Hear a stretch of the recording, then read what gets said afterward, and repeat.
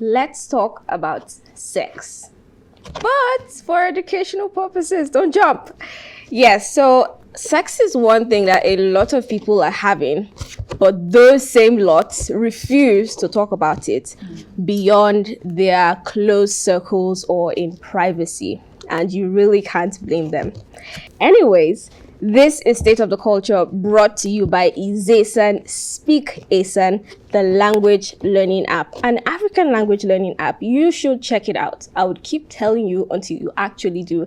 And please, when you check out the app, when you download it and use it, don't forget to leave your comments on your app download store. If it's your app store, whatever app store it is, if it's Google Play Store or your iOS store. My name is Justina. I'm your host, and I do this with my awesome co-host. To my right, I have I'm sorry. No verse. I meant to my right first. No. But you know what? I could go with you first. No, you said just go on. No, we understand that you understand. I can give it to you. I can give it to you. She's always cool as a cucumber. Just so saying, she guys, wouldn't even mind. They're completely jealous that, I kind of have an intro, and I'm going like, okay, fine. I love okay, you know what? I am going to start from my left. Jesus. Our social prefect. Give us that whoop whoop and that's that me. piece. No, today is a piece. peace sign. So that's me. Well Sorry, people. The piece and the whoop whoop is for this one. The piece is for this one, and you're like the whoop whoop guy. She gets the piece. Yes, I do. Okay, that's fine. Anyways, just tell them who you are. Hey, well people. My name is Fredrick, aka Social Prefect. You know the vibe. Yeah, and of course, Nafisat Abdurrahman. Nice to be here again. Yeah, did you see that? Just no, don't do that. You're going to make Fredrick jealous. You know I always take shots of this guy. Nafisat's like we've been scoring since the beginning of today. I feel like it's 2-1. But today is Friday, so let's not be too hard on him. That's even when we need to take more shots. No. Have mercy. It's a short day, okay? And that it is. Fine. Carry on. Fine, let's move to the topic. Today we're talking about sex education. Now, should it be introduced in schools? And for children, when is the appropriate time to introduce sex education to children, if at all it should be introduced? When it comes to sex education, it is something that everybody comes in contact with. But I'm going to ask this question first because we are no longer kids. When was the first time you came in contact with anything relating to sex or sexuality? Who wants to go first? I know you want to go first. No, hey, Jesus. Come on, it's not a big deal. It's not. Just okay. do it. First time I had any interaction, I think it would be probably maybe movies and sex scenes from movies, and then you know how it is when you're all with your family, you're sitting down, and then it happens, and you're just like, and then you're curious. At that point, you don't even know. I'm serious. At that point, you don't even know. So you're very innocent. So it comes up, and rather than go, this is weird, you're like, what's going on? You kind of tilt your head, and then your mom is like, close your eyes. And then you're like, ow, what? Hey, what? So yeah, I think that was your first interaction with, let's say, the act of sex was probably from movies, not by choice, but just it popping up in a movie. That was yours. Yeah. That was mine. That's from what I can remember. Anyway. Okay. How about you? In school, stop looking at me like that. What? It was just this talk in class when the teacher is not around, and everybody was saying what he or she knows, and I was like, wait, what's happening? How early here? is this? What class is just this? one. Don't do that. I'm about to go exactly. You don't want to know. They were saying a lot of things, and innocent me, I went home and I started asking questions, and I was taken to school the next day. Whoa, your school is spoiling my child. Whoa. Imagine your dad and your mom going to school with you, and I can't forget that. It was that would be gossip. Horrible. No, screwed. See, my mom started asking, did anybody do this? Did they do that? I was like, no, it's just innocently. I was still saying all the things they said in class, and that was it for me. Well, I feel like yours is actually, forward. I feel like mine was more earlier, and it's more like your situation as well. It was this random day. There's this, then there were cassettes. How we Oh yeah. So we had these places. We still had cassettes. And there was this place where you could go borrow cassettes and pay and stuff and return it. So this particular I grew up in an extended family kind of house where we sat together to watch movies, and we had no idea what the movie. I feel like they didn't have an idea. If not, I wouldn't be sitting there. Yeah. And for context, the movie title is Kama Sutra. Whoa. Hold on. I was seated there, and the first thing popped up, and they were like, close your eyes. I was like, okay, I'm closing my eyes. But I already saw a glimpse, but okay, I'll close my eyes. The second time it happened, they were like, okay, no, this film is actually inside. Just go inside. And that was how they caught me off the movie. Just off a tangent, just a slight bit. Have you ever been in a situation now, like you're older, and then and then there's them kind of scenes come up with your parents like around? Have you been in that situation? Like, Yes.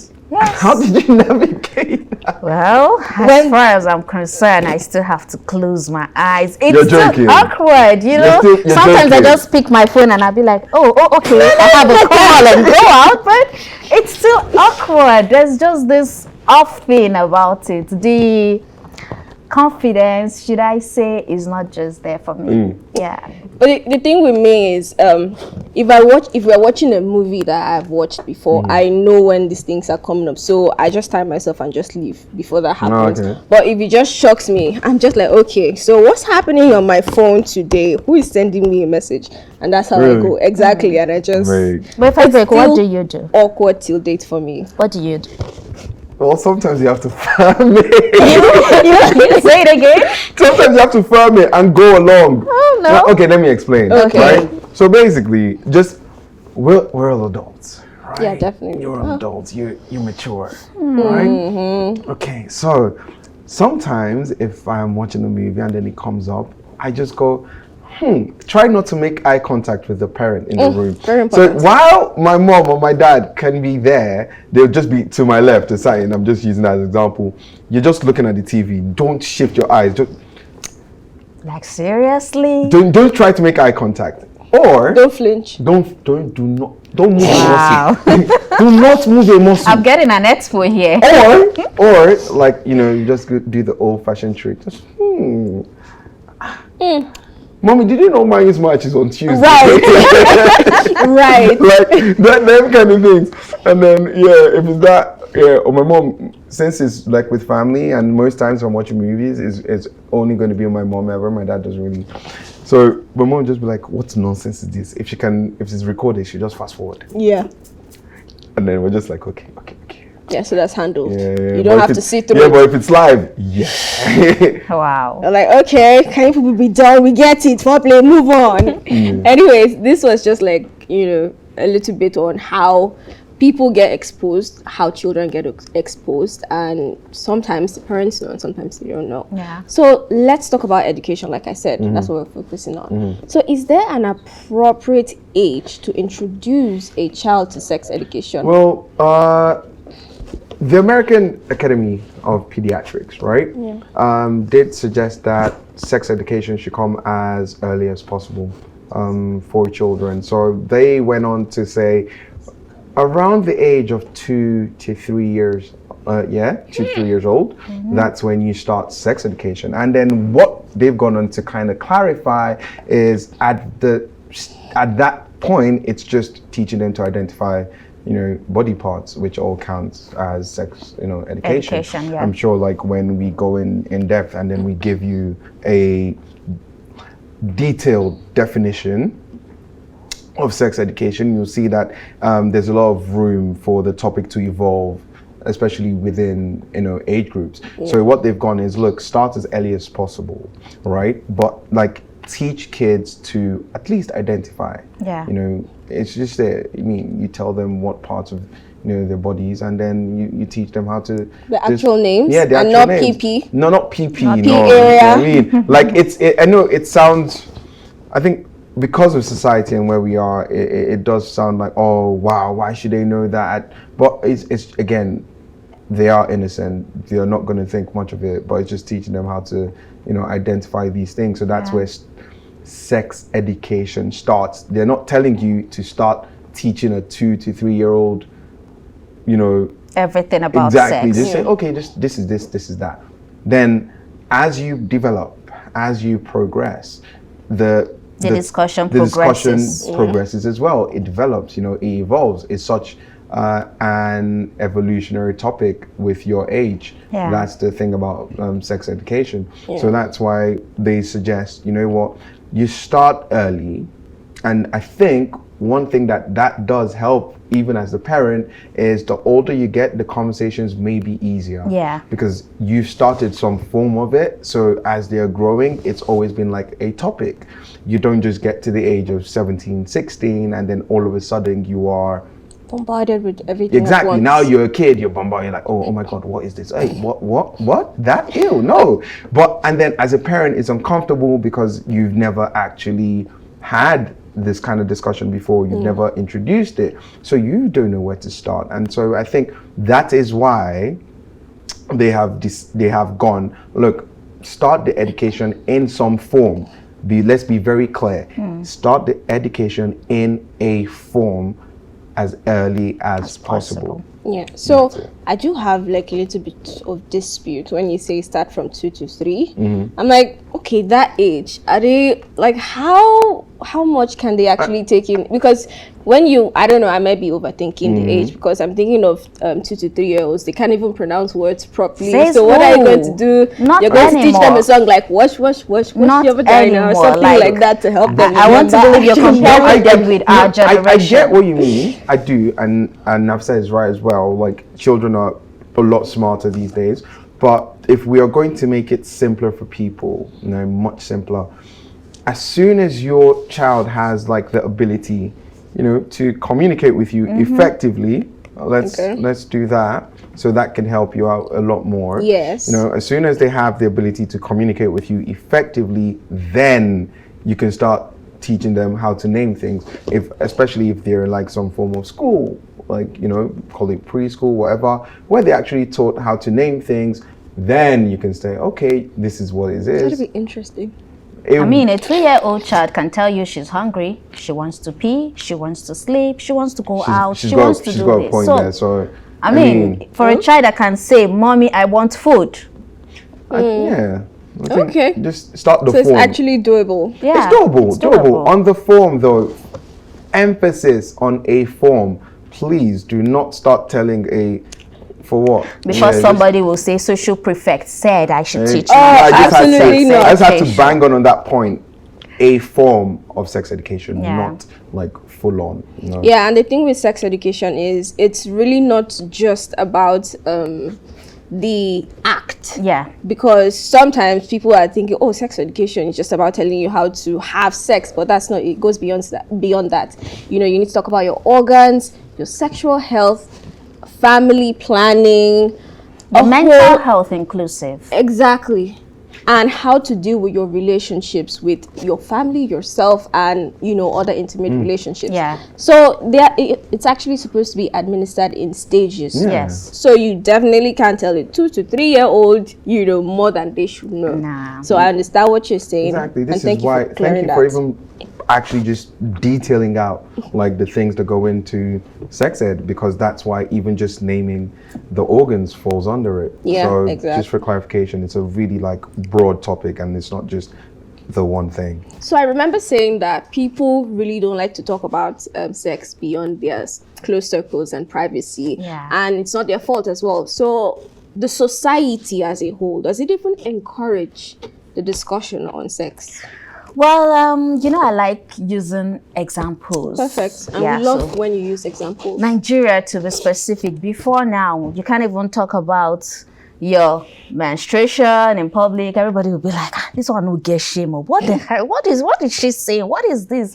Why is she talking about something that's supposed to be private? But recently, there's a bit of improvement. There's a progressive shift when it comes to how we appreciate and have open minds to sexual discussion. I mean, and all thanks to social media. Yes, all thanks to social media. We now have doctors on these spaces that talk about sex education, not just sex education, everything inclusive. And recently, I think about 2 years ago, we had the Buy a Girl a Pad or Buy the Girls a Pad. I can't really remember the exact tag, campaign. but we had that campaign, and it's a plus for us because before now, we don't talk about these things. You don't talk about anything that has to do with your private parts to anybody. Even when you're raped, you know, there's this fear of being stigmatized, and people can't come out to talk about it. And also, another thanks goes to all the NGOs that are helping people to gain their confidence. Believe me, if you talk about the way we are open to sexual education now, you cannot compare it to 2 years ago. Yes. Like when we were growing up. Even when we were growing up is another topic on its own, Fredrick. Like, you can't just say anything. They get it wrong. But now when you're saying these things, people want to listen to you and actually understand you from your own point of view rather than from the society. Somebody is having already, but it's true. It's true. You just want to disagree with everything She wants to disagree. No, I'm messing with you. No, I know you're messing with me. I always know. Okay, so as I was saying before they started their little fight, so there is a... Sorry, Mom. You didn't just do that. He did. Don't worry, I'll get him back for you. So there's this shift when it comes to how we appreciate or encourage talks on sex, not just sex education, but sex as a whole. And that has really helped a lot of people. So if I'm going to tell you, yes, there's a lot of improvement, there's a progressive shift, and it's being appreciated as time goes on. And I can tell you with my full chest, but in the next 2-3 years, it's going to be better than it is right now. Yes. So I'm hoping on, you know, what you said with your full chest, that it's going to be better. But I do not honestly feel like we're there yet. We can't be there yet. Come on. Honestly, because... But you will agree with me that we are better than we were yesterday. I don't know. Because even till date, people don't even still like to talk about it. But we do. And I remember, I totally relate to what you said about buying a pad. For instance, there was a time where you want to go and buy a pad and like you're shy about it. Exactly. You don't even want to say it loud. And even till date, if you want to go get, say, treatment for maybe an STI, and you're like telling the pharmacist, attend to everybody first. Don't worry, I'll wait. I'm patient. Like, things like that still happen. Even when we have these discussions, even when it comes up, it's mostly like in form of jokes. You know, comments and all that on Twitter. I totally disagree with you. Sword, honestly, I don't feel like people I totally disagree with you when you say sex, talk on sex are mostly in form of joke. Personally, I know about 3 doctors on social media, Instagram to be precise, and this is just what they talk about: sex education, how to do it right, when to be ready, mentally, emotionally, physically, and what have you. And they have a lot of followers. It's not easy yet. But as time goes on, we're going to be having about 20 doctors who are willing to talk about these things, put people through. It's not easy. We still have people that in their houses today, their parents are not comfortable talking to them about these things. So you don't expect these people to just wake up one morning and want to start talking about anything that has to do with sex.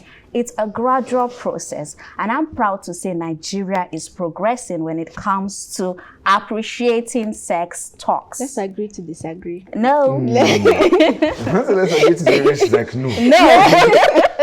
Let's agree to disagree, honestly, because I see it a lot of times, especially the jokes, honestly. But like I said, and you know, when it comes to parents, you mentioned parents as well. Some parents don't even find it easy talking to their children about it. Some don't even know.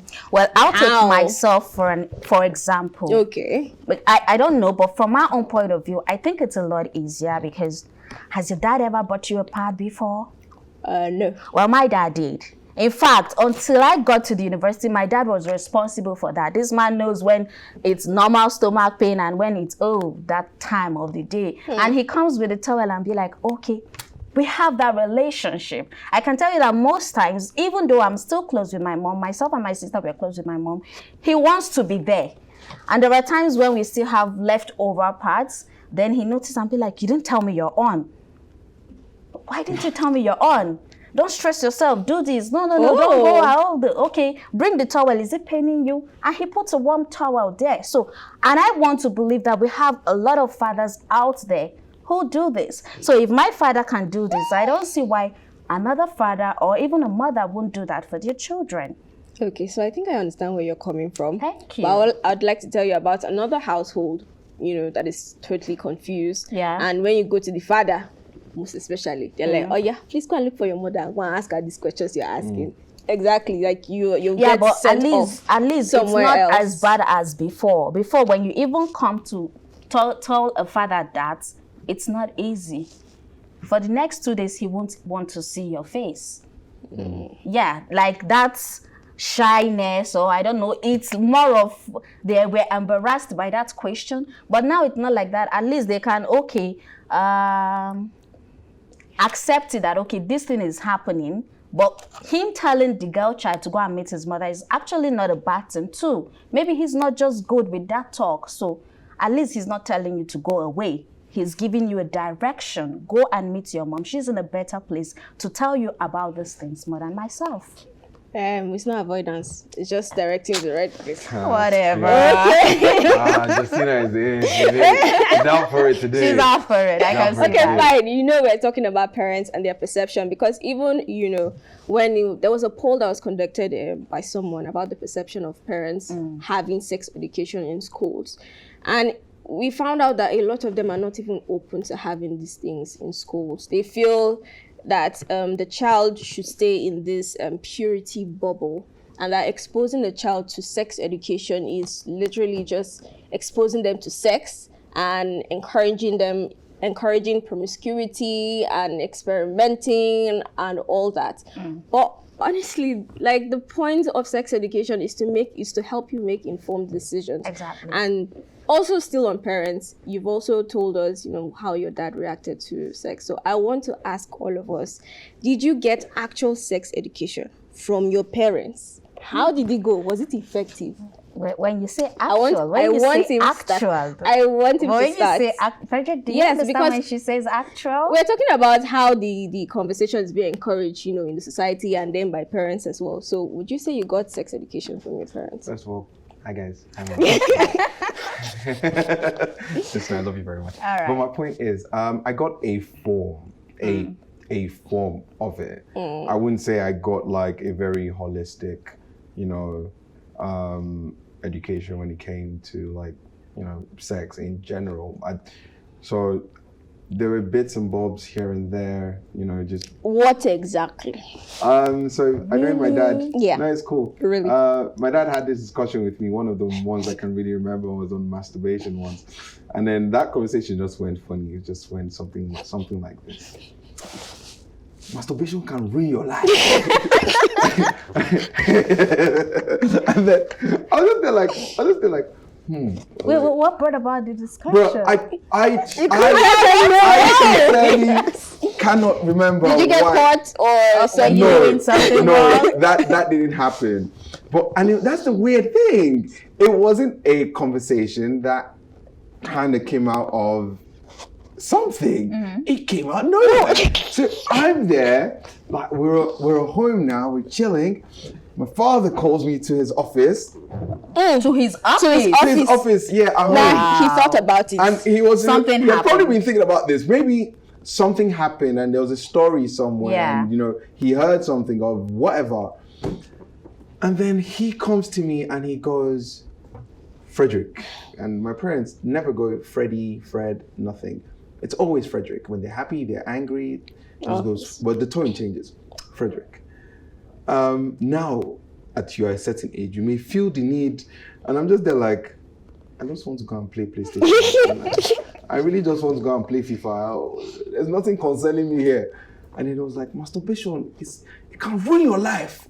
And I was just there like, where's this coming from? I was like, okay. So that was a form. I mean, it wasn't like it was, sorry to say, it wasn't great. But I love you still, Dad. He still loves you? No, I do very much. He knows. But it wasn't like it was, that was just a form of it. That was, they introduced the term. Yeah. And that was something that very much happened. So in various bits, I mean, there were forms, even like the good old African stay away from sex. You know that one? You know that one? That was the only one I got. You know that one, just stay away from sex. I think we all got Yeah, that. so that's the good old fashioned, but I just gave a more specific example. So yeah. Okay, well, I actually did. I did. From my mom, we talked about a lot of things, and we still do when it comes to sex. But you know how it is in the African society. It's not the whole sweet, rosy part of it. It's just, okay, if you're not careful, you're going to get pregnant, you're going to do this, you're going to do that. But as time went on, we started talking about, okay, this about sex. Okay, you don't know this about sex. Your ovulation comes this time. This is how to calculate your period. If you're not careful within this period, you get pregnant. And then the conversation grew as time went on. And that was it for me. It wasn't bad. It was a mixture of both. Hi, Mom. I love you. So I mostly got the abstinence talk. Stay away from sex. Stay away from men. They don't love you. They don't believe them. It's just your body. Honestly, that was the most I think I ever got.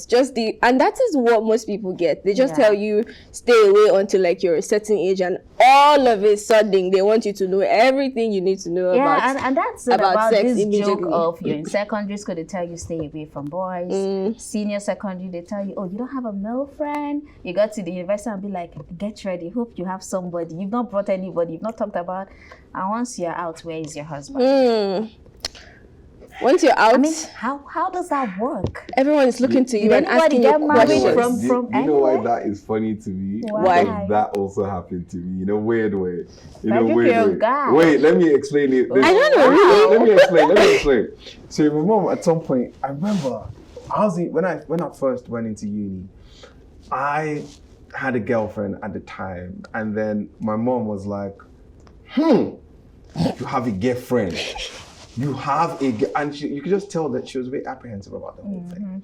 And I was like, okay, so obviously that happened. We broke up, and then there was. Wait, you broke up with your girlfriend because of? No. I'm just. We broke up. We broke up. This is, and then my mom just in that time was like, I hope these girls are not distracting you. Anyway, fast forward to, I think the ending of last year.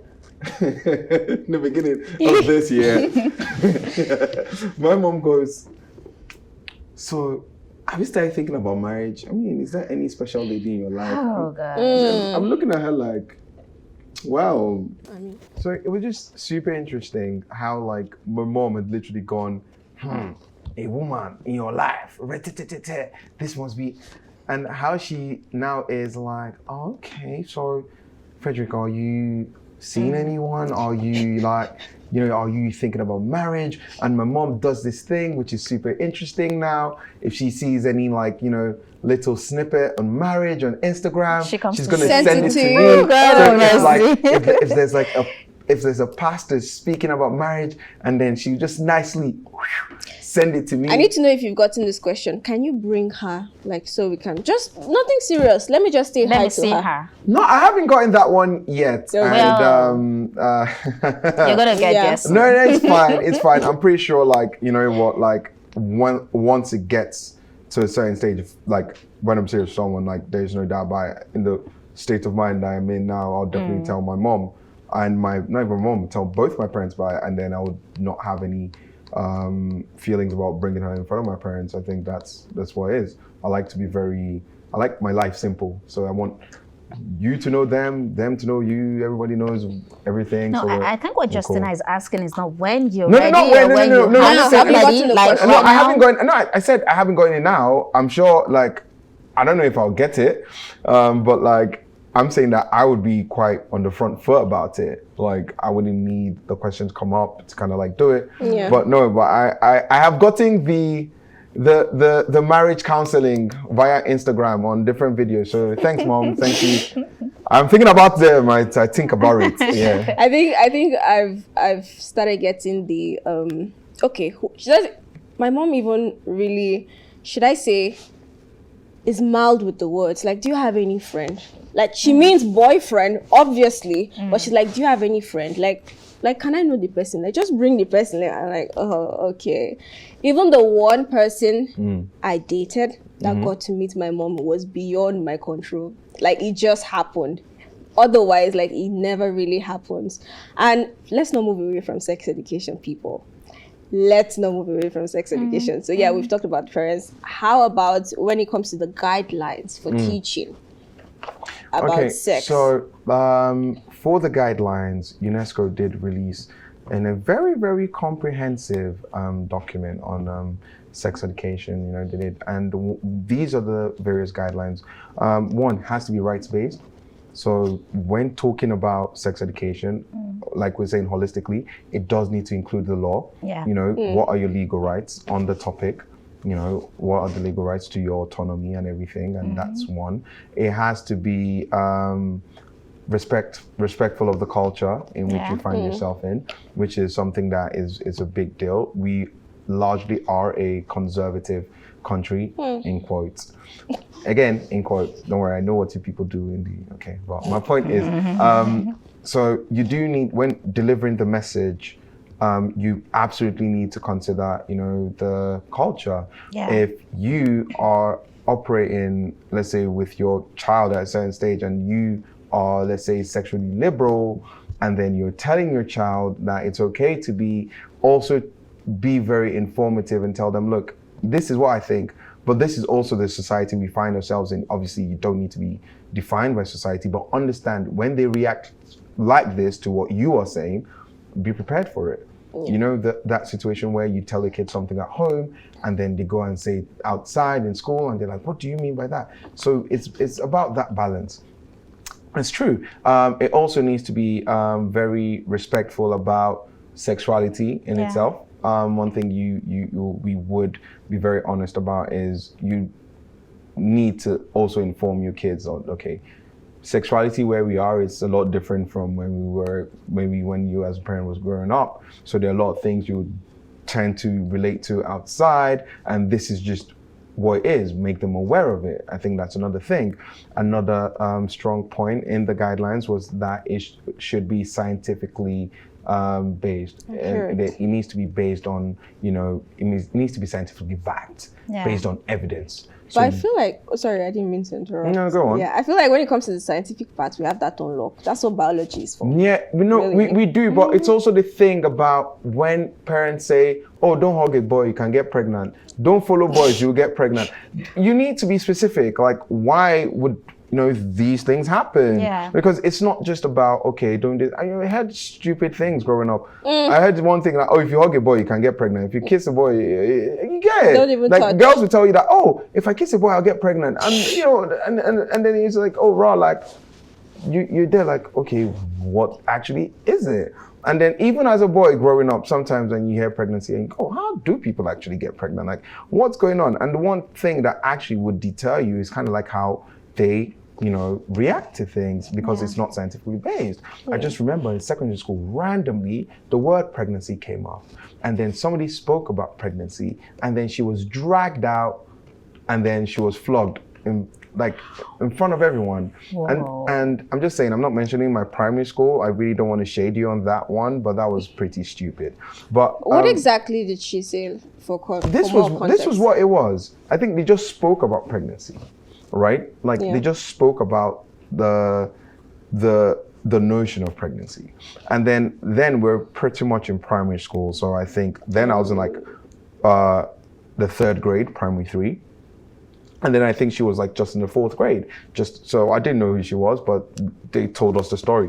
But this is the thing, when things are not scientifically based and things are not based on evidence, and then these are the things that can happen.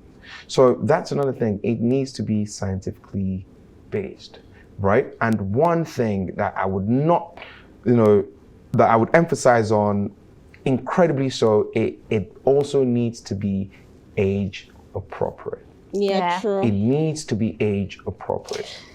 The thing with sex education, again, I must say, is some people feel like it's an assault on a child's innocence. They feel like, oh, I'm taking away this child's innocence by exposing them to that. And we have other countries, like we have places where they have established sex education. And, you know, compared to, you know, Nigeria, for instance, what would you say like are some of the benefits in these other places? Because I know they're a couple. We have a lot of benefits that are factual, like it's something we see every day. Have you ever seen an American mom dragging her adolescent child to her boyfriend's house asking him why he impregnated her? No. It doesn't happen. Rarely. Rarely, it doesn't. Rarely. It's high.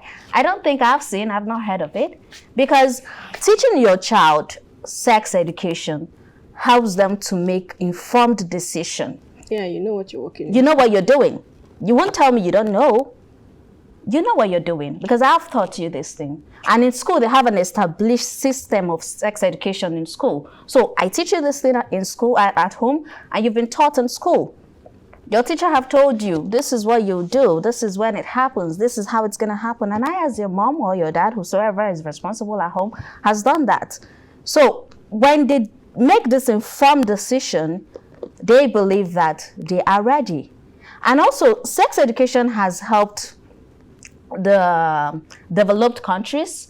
I'll be using the Western Europe, for example, because research has been done there. Heather 2011 said when they did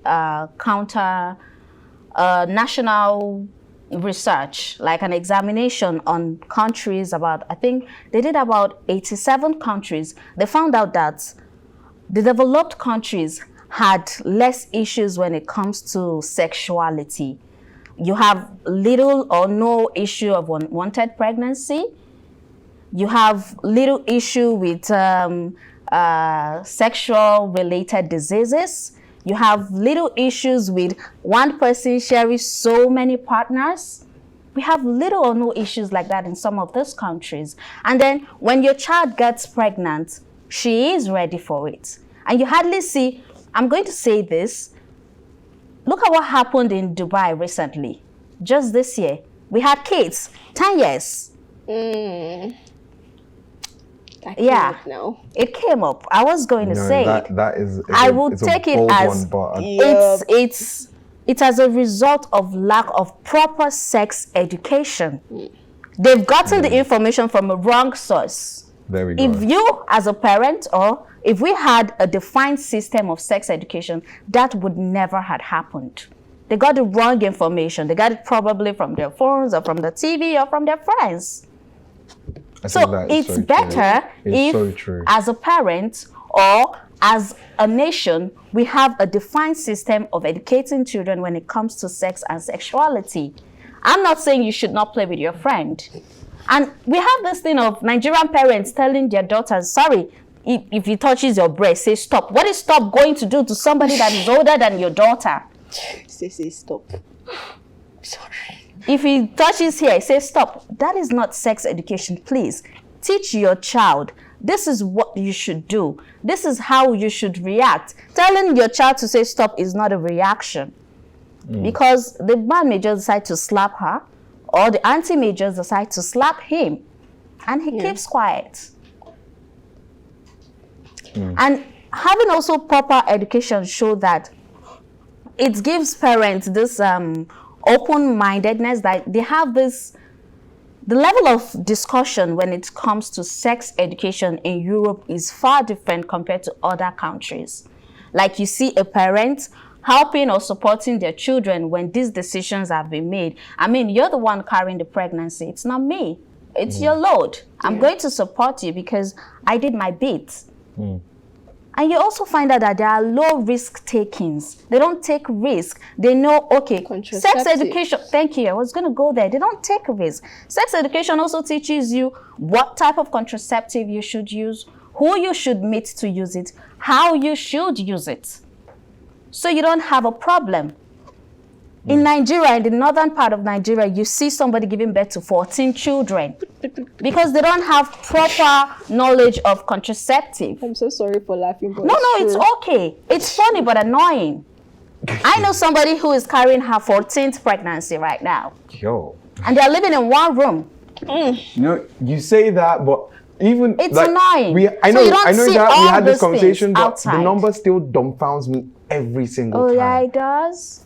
14. You know what? A 14th particular pregnancy. a particular 14th. cabinet I'm not member, talking about the ones that died. Like if I'm saying 14th pregnancy, I'm talking about the ones that are alive. the 13 that are alive and the one she's carrying, because she had other children that had died.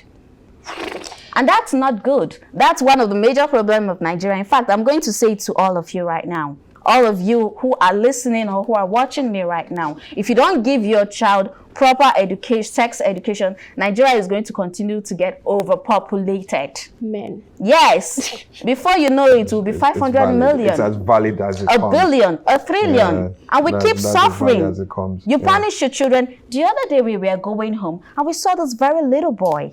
Yeah. I'm Begging. so personal about this topic because it's really annoying. You bring out children and they suffer. You make them go through hell. You make them have no clothes to wear, nothing to eat, and we are the problem. Because if you educate your children properly when they were growing up on what sex is, how they should indulge in it, stop telling them not to do it. Tell them if they want to do it, it's okay. But know how to take control of these things. And that, this is what other developed countries are doing that we are not doing in Nigeria. And honestly, Telling a child it's not really, to telling a child not to indulge in sex is telling him go and be curious and know what that thing is.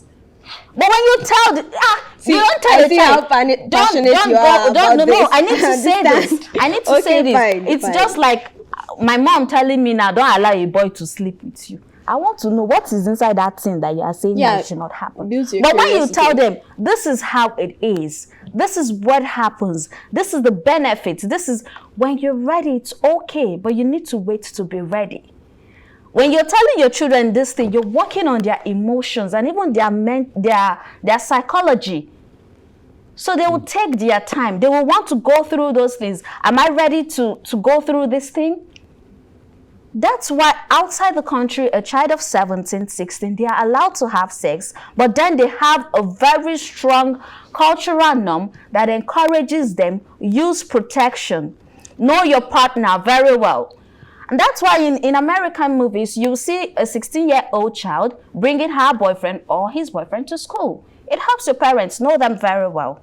But here, we are just here dulling and deceiving rather hide. ourselves. Would you rather have a child hide and do this thing, or let me know who you're dealing with? This is how you should treat this issue. I can actually see the passion jumping out from you with everything you're saying and understand. I understand. It's not just a grassroots problem because there is a certain House of Rep member who was the other day bragging about the amount of kids he has, which is over 20, and he's planning to have more. So this education is not just for children.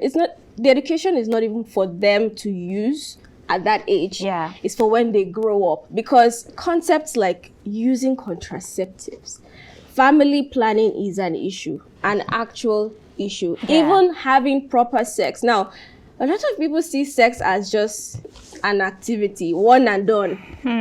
What's the motion? Pam, pam, pam, and done? No, Papa, it's not that. It's No, is it open, ta, ta, ta? I'm ready. Or ta, ta. Open, I'm ready. What's It's weird that? because even couples, even from relationships to say maybe marriage, do not even sit down to actually discuss. Most people are just going at it and just trying to figure out what you like or what you don't like. There are no How prior do I do discussions. this? How do I impress you? How do I satisfy you? And All then these things are fake not there. orgasms, and so For my ladies, should we go into that? we should. It's all part of sex education. I think maybe he can defend his Fredrick, come gender. on. Wait, what? Wait, what? Okay. For starters, they're right. Yeah, the reason why a lot of the time is men don't have the right orientation to sex, right?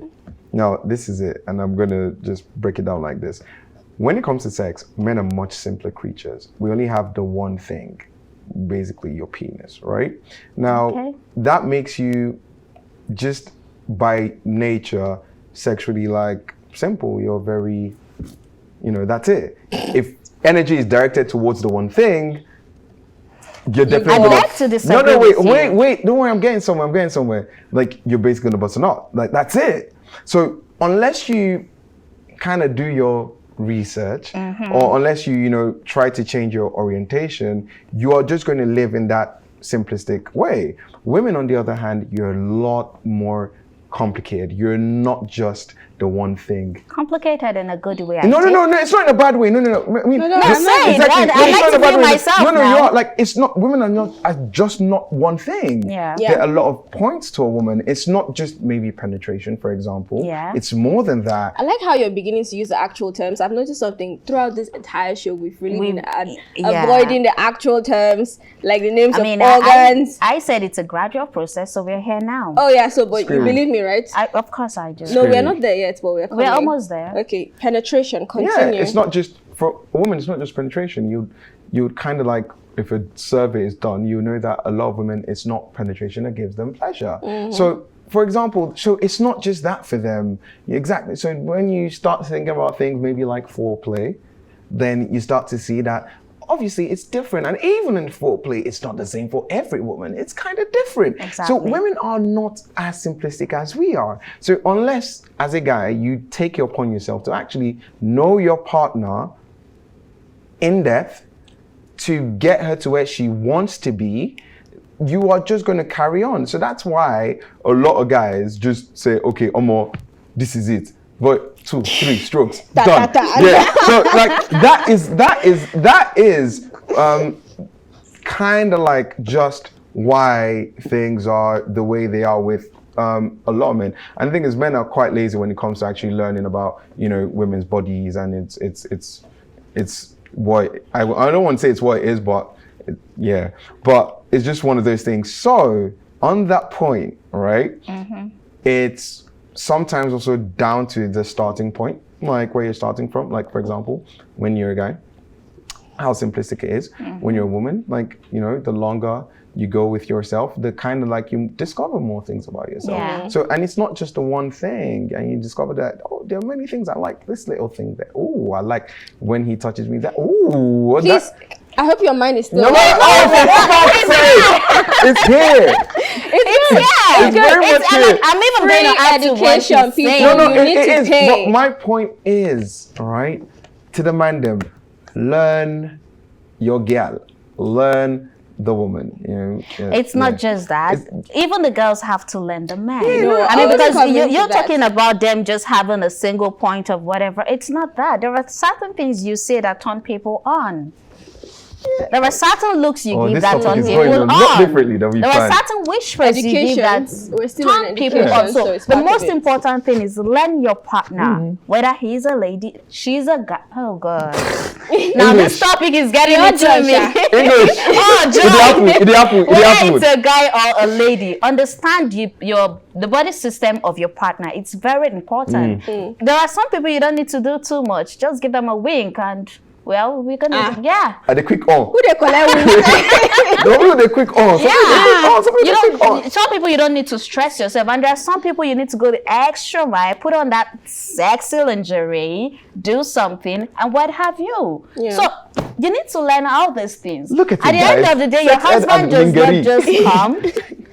At the end of the day, you don't just come and tell your wife, "I'm ready." Open up. No, it's so annoying. It's painful. Or the lady doesn't just come after 1 minute and be like, I'm tired. No, you need to sit down, talk about these things. If care is not taken even before the marriage, it's very important. That's another thing that keeps the marriage going. Yeah. It's another form of communication, yeah? Exactly. And this is not a one-sided show, so we didn't just want to attack you and not really deal with what women do as well. Felt like an attack. So, well, it wasn't. I was like, defend your gender. And I'm there, and I have to go like, fine. My gender has also come under fire a couple of times. Yeah. So just laying still. Please, don't just lay still. Actually emote. Do something. Actually do something. Don't be a log of and wood. actually last on top for an extended time. Just try. This towel thing. You know what? You're not saying this now, yeah? I can feel that a lot of men that are going, yes. Tell them. Tell them. I demand it, sir. They are behind the camera, actually. But really, tell them. really, I think we should be more open Honestly. when it comes to sex and sexuality, because it doesn't just affect the kids, it affects us when we grow up, as adolescents, as teenagers, as parents, as grandparents. It affects us a whole lot. Like there are people that when they have issues, sex can help solve the problem. Yeah. So you don't start giving your child this, there is no form of communication or what have you. So your husband doesn't have to start going out, even though I know some men, no matter what you do, will still go out. Talking So about your wife that, doesn't get tired of seeing you. still on marriage. Yeah. Still on marriage. Now, there's this thing about contraceptive that a lot of people are not even open to when it comes to marriage. Are people, or is, first of all, are contraceptives as available as it should be in this part of the world, first of all? In this, certain types are. Yeah. Right? So this is what I have come to notice with the research I've done. So it's not like we live in a country that is devoid of contraceptives. Quite a few forms are available, right? I'll be very honest, and you'll be lying to say that certain types are not. Obviously, we know the most common type. Condoms are available. Let nobody lie to you. You know, the issue is the stigma that comes with trying to acquire contraceptives, right? And from any type, it could be condoms, it could be IUDs, it could be implants. You try and get a condom, somebody's probably thinking, why are you looking at your condom? finger? Exactly, why are you getting or I've heard this one, like you want to go buy a condom and then somebody is giving you a lecture. Yeah. I mean, like, it's really not your place to give that lecture. You know, do your bit, sell it, and then move on. And then, so these are the problems. And let me now put it in perspective. So in a study done just a few years ago, it was found that the level of contraception use, right, or the use of contraceptives amongst Nigerian women was at 10%. So let's break it down. Fewer than 1 in 5 women in Nigeria used a form of contraceptives, right? Now, there were states that were better than others in terms of the use. I think Lagos had the highest use of contraceptives. I think they got up to, let's say, 50% that had, and this is, let me just clarify this, women who had used some form of contraceptives, not women who were actually on using it. You know, so this is just to put things in perspective. So you got to other parts of Nigeria and then it was 90%. It got up to 90% of women who had not used any form of contraceptives. But they're having sex. Any. So now we say these things and then I'd hope, like, whoever is watching this, stick to what we are saying. If 90% of women in a place aren't using contraceptives, then you can imagine the dangers for them when it comes to things like STIs, STDs. Like, and this contributes to the level of maybe diseases like HIV. And these are incredible factors because contraceptives are not being encouraged. And like you said, and we've been trying to highlight, the issue is even in the education, you're not telling them everything they need to know. It's not scientifically based. So people are making decisions off vibes, literally. Really? Off vibes. So the problem is, it's not like there isn't or there aren't forms of contraceptions available. I think, more can be done in making them even more available.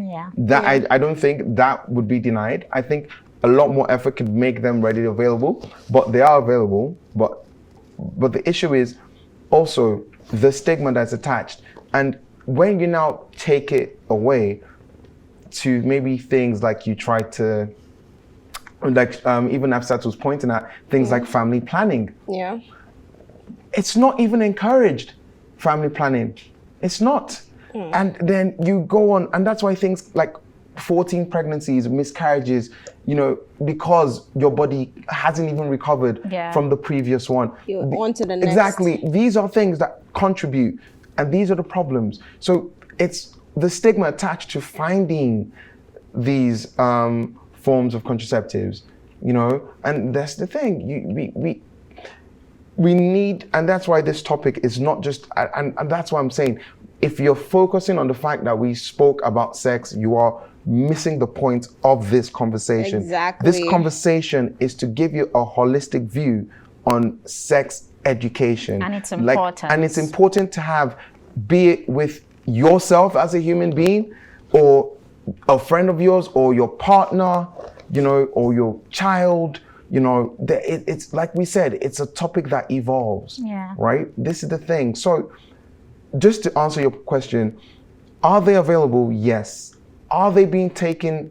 No. No. And that's the issue. People are not, you know, not serious. No, people are not taking time out to do these things, but it's also because of the orientation they have towards getting these things. Yeah. You can imagine, even in marriage, for example, just to kind of like... Yeah, talking about it in marriage, that's even where I want to gear off into, because when you think of contraceptives, a lot of people feel, oh, it's just for single people who have... Even in marriage is Would important. you be using contraceptives in your marriage? Definitely. Really? Yeah, definitely. Okay. What about you? 110. I definitely 110. Okay. Like, what kind of contraceptive? They are working on apparently male contraceptives. I will take it when it's good. No, the truth about it is, no, they've done trials. I mean, some trials, you know, it looks promising, but they've not rolled it out. So, but my point is, in marriage, yes, of course, like family planning is important. Nafisat made one brilliant point. You want to bring, not even that. You want to bring children into this planet when you can cater for them. Yeah, exactly. When you're in the best position to cater for them. It's very insensitive. Well, even when you put it that way, that's even supporting like the person I was complaining about. You shouldn't just breed a whole village because you can afford it. We're fighting overpopulation. Nigeria is bordering on over 200 million people. What? Sorry, and we don't have resources just to match. point that out.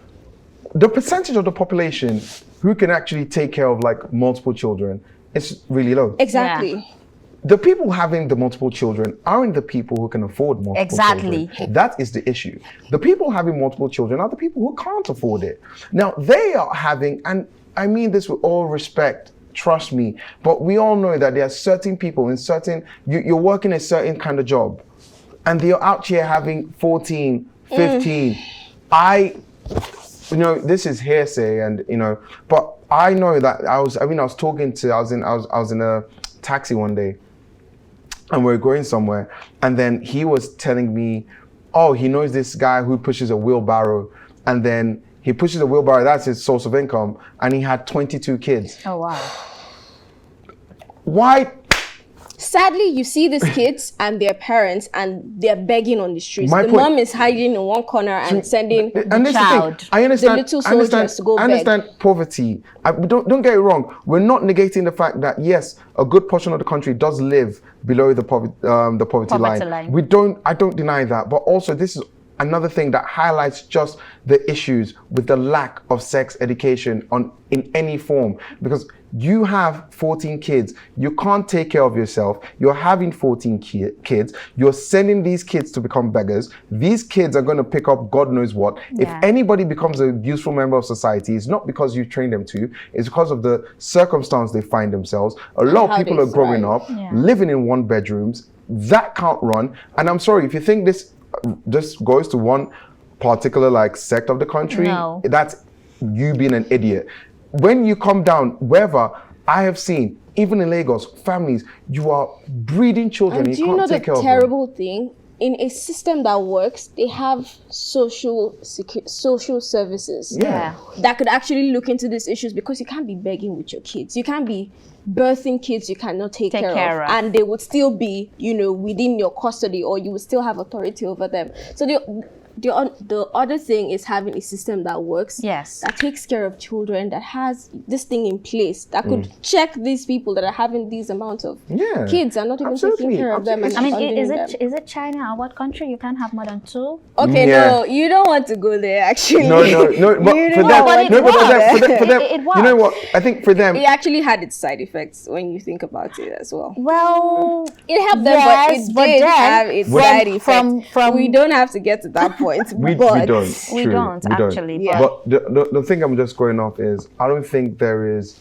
any system that comes without its drawbacks. So it's like certain arguments. With every argument, there is something you can use to oppose it. Yeah. Now, it could be logical to oppose it with, whatever point you're making. Doesn't always make it, operative, right? So that's the thing. But just going back to the point, like family planning is all too important. I think if we're trying to make you look at broader issues, and I'll simplify it for you. If you don't have money, please don't be having children. No, it's not. Look, I remember, and I know this, and you know how people say children are a blessing from God, and that is good. But the Bible also says it is lack of knowledge that kills my people. So all I'm saying is, do things when you're ready for it. And family planning, it's not bad. It's not bad if your wife is using a contraceptive. Now, it's not bad if... Except a condom. Why is it bad? But then again, this is where it starts from. I think that's my own personal bias. Personally, I'd use any other kind of but contraceptive. for some, okay, if you can't, and the contraceptive. Exactly, if you can't afford like the other ones, right? Yeah, condom is fine. Take that back. Yeah, if you that can't, was a personal bias. No, it's fine, and that's okay. I completely get it. But like, if you if you can't afford anyone, condoms are fine. So use contraceptives in marriage. Okay, so I think what we should say here is, before you use a contraceptive, aside from condom, which we know does not really have side effects, you should see an expert, a specialist, because some of these things have side effects, and it also depends on your body system. One may work for you and may not work for another. And another may work for you and the other may not work for you. So see a specialist. So don't just go, these people from State of the Culture said we should use this one. If this one is not. Please see a specialist. Very, very important. Let me clear my name. I know I said don't use a condom. That was a personal bias. For me, Justina, that was mine. To me, personal bias. Exactly. Yeah. You really have to look into my camera for that. Yeah. Some people might feel it limits pleasure, and I might be some people. But let's move on from that to talking about. Okay, fine. Now let's talk about this. Who should educate a child on sex? Parents or teachers? You go. Parents or teachers? Both. Why? Because first and foremost, as a parent, I think you should be involved in everything and anything that has to do with your child and their future. It's a necessity. It's your obligation. It's your duty. So what about the teacher? Now, the teacher, we don't only go to school to learn to read and write. That's our second homes. We have some students who go to boarding school. So how much time do the parents have to teach these children about sex? But that's why the fact that I'm saying the teachers now, I'm not saying any teacher. I beg, if you're a maths teacher, don't teach sex education. Because you will get it wrong. So if I'm talking about the teacher now, I'm talking about it being in the school curriculum. So there is a specific teacher, maybe the biology teacher now, can take that. Yeah. At least he has the right information on sex. Okay. That's Fredrick, teacher or exactly parents? the same thing. No, parents. Onus more on the parent. It's your duty. It's your kid. You brought them to this world. You're responsible for their formative years. You're responsible for their development, and you're largely responsible for how they see the world. Now, just because that onus is on you, you must play an active role in their sex education. Now, same thing with the teacher. I think the teacher within the curriculum, if it's available, if obviously biology, when you get there, you talk about it, cool, that would be great. if it's not in the curriculum, then it will be very awkward to say, okay, one random teacher is teaching your kid sex education. I don't think it's something you'd particularly just take in as a parent. So onus on the parents. The teacher, yes, if it's within the curriculum, yes, or within a defined structure, you know, and yeah, that's basically the same thing with Nafisat, more or less. Oh, okay. Mine is actually the reverse: onus on the teachers, and then parents, you know, guide them here and there, because I feel like teachers are professionals. If it's done right and it's a sex ed teacher, I feel like they have. It's just like you ask these things more than just our like you go to ask a parents. doctor. Your parents can advise you on how to get pregnant, the right time to sleep, but when you go to a doctor, they're coming from an informed position, and to me, that feels like, you know, someone that should take more of the onus. No. Yeah, we can agree to disagree like we usually do. It's disagree. fine. Teacher, And I know. Fredrick, did you hear that? If we continue I'm not this going discussion, in we the will middle. I swear not to God. end the show. Please. Thank you so much, everybody, for watching. Oh, God, this was amazing. Oh, quick one. What do Black Sharif, Sarkodie, and Joby have in common besides their country of origin? Fine, I'll answer that. They rap in a language called Tree, and it's from Ghana. Now, that language is That was so cool. on our app, Izesan, Speak Asan. Go ahead and download our app and try learning that language and a couple more. I know, right? That was so cool. I did it. That was so cool. The intro. I was very thinking. I was like, Sarkodie, Black Sharif. Like, what? I am We'll your buy you host. sweets when we go out. I am your host, Agatin Justina. Thank you so much to my amazing co-host on this end. Nafisat Abdurrahman. And you? Yeah, your social prefect, Fredrick Lisa. Yeah, State of Culture is over for this episode. Thank you for joining us and see you in the next one. Bye.